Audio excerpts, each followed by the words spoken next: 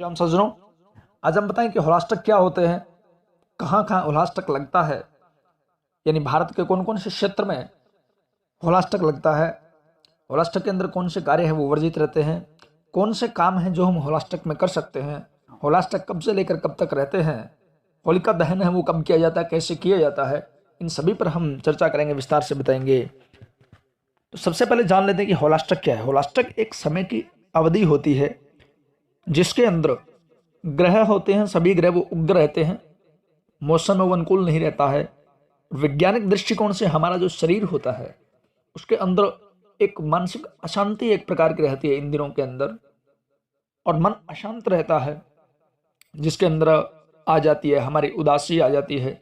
मनोवैज्ञानिक कुछ कारण होते हैं जिसके आधार पर इन दिनों के अंदर हर्षोल्लास वाले जो कार्य है उनको वर्जित, मांगलिक जो कार्य है, सनातन धर्म के जो 16 संस्कार है उनको वर्जित माना गया है कि उनमें से हम किसी भी संस्कार को नहीं कर सकते हैं। अब की बार होली 2022 में 18 मार्च से है फाल, तो 10 मार्च से होलाष्टक वो लग जाएंगे।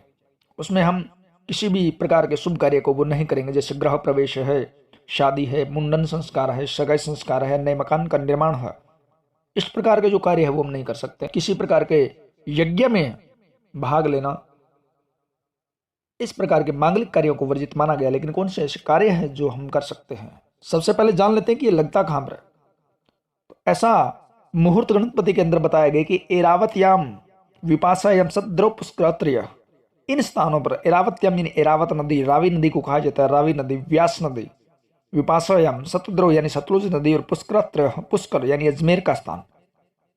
रावी नदी, व्यास नदी, सतलुज, पुष्कर के किनारे जो लगने वाले नगर और शहर है वहां पर होलाष्टक लगते हैं। यानी इन स्थानों के ऊपर जिसमें हिस्सा आ जाता है, संपूर्ण पंजाब आ जाता है, हिमाचल का कुछ हिस्सा आता है, अजमेर आता है, पुष्कर जी है, यहाँ पर होलाष्टक है वो पूर्ण तरीके से मान्य होते हैं।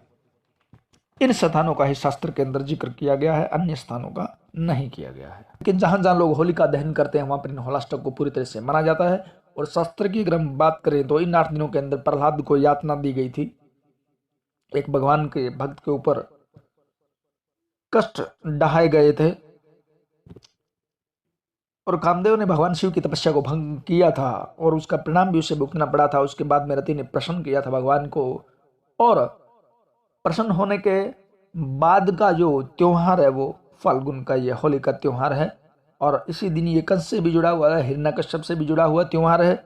और रंग डालने की जो परंपरा है वो भगवान कृष्ण से शुरू हुई है। भगवान कृष्ण इसको रंगों के साथ मनाया करते थे गोकुल में, वृंदावन में, तभी से ये रंग खेलने की जो परंपरा है उस काल से चली आ रही है। होलाष्टक के अंदर जन्म और मृत्यु से संबंधित जो कार्य है वो किए जा सकते हैं। जन्म संस्कार है, मृत्यु संस्कार है, ये किए जा सकते हैं। इनके ऊपर कोई पाबंदी नहीं है। सत्यनारायण की कथा करवाई जा सकती है। हम किसी भी प्रकार का मंत्र जाप है वो कर सकते हैं, भगवान की वंदना कर सकते हैं, रुद्राभिषेक हम कर सकते हैं, और कहते हैं भूमि पूजन किया जा सकता है, क्योंकि वही कार्य वर्जित रहते हैं जिसमें ग्रह बल की आवश्यकता होती है।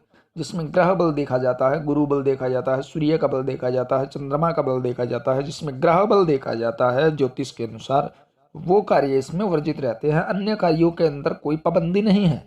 जैसे मान लो हमने नए मकान का निर्माण करना है, यज्ञोपवीत संस्कार करना है, विवाह आदि संस्कार करना है, तो हम उसमें ग्रह बल देखते हैं, और जिन कार्यों में ग्रह बल की आवश्यकता होती है वो कार्य इसमें वर्जित माने जाते हैं। और नवग्रह इन दिनों के अंदर उग्र रहते हैं, इसलिए उनके कारण ये कार्य बंद होते हैं।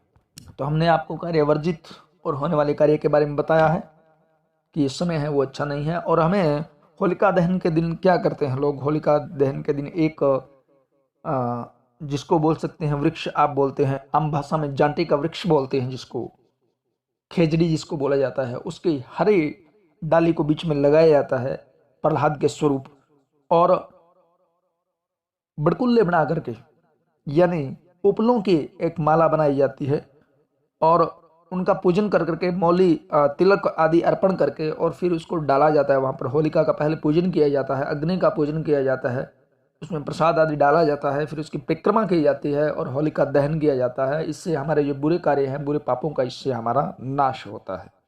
अच्छे स्वास्थ्य की कामना के साथ में उसकी बबूत को लेकर के और लोग लेके जाते हैं।